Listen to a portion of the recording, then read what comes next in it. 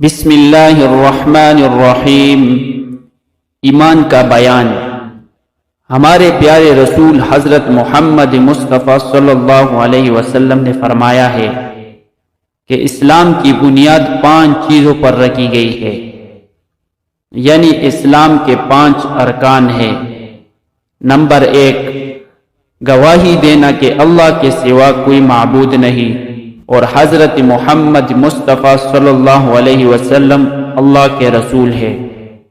Number 2، نماز قائم کرنا، یعنی قاعدے کے مطابق پابندی سے نماز پڑھنا۔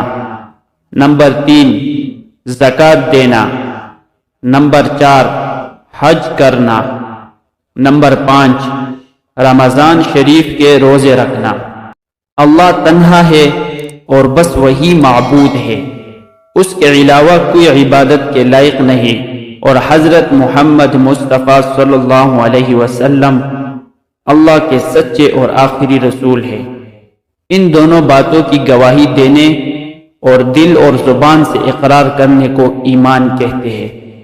کلمہ طیبہ اور کلمہ شہادت میں اسی کا اقرار ہے۔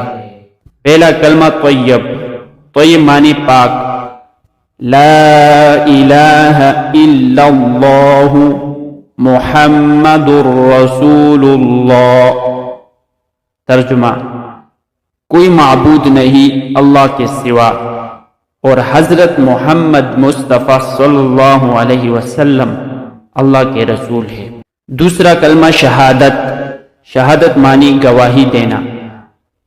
اشہد ان لا الہ الا اللہ وحدہ لا شریک لہ واشہد ان محمدا عبدہ ورسولہ۔ ترجمہ، میں گواہی دیتا ہوں کہ اللہ کے سوا کوئی معبود نہیں، وہ تنہا ہے، اس کا کوئی شریک نہیں، اور گواہی دیتا ہوں کہ حضرت محمد مصطفیٰ صلی اللہ علیہ وسلم اللہ کے بندے اور رسول ہے۔ حضرت محمد مصطفیٰ صلی اللہ علیہ وسلم نے جو کچھ بھی بتایا اور فرمایا سب حق ہے، اس کا ماننا لازم اور فرض ہے۔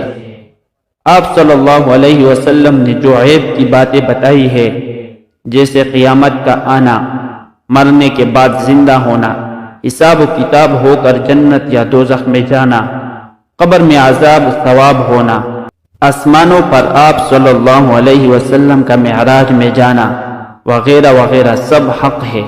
اللہ کی کتابوں اور اس کے فرشتوں اور تمام پیغمبروں پر ایمان لانا بھی فرض ہے۔ اسی کو ایمان مجمل اور ایمان مفصل کہتے ہیں۔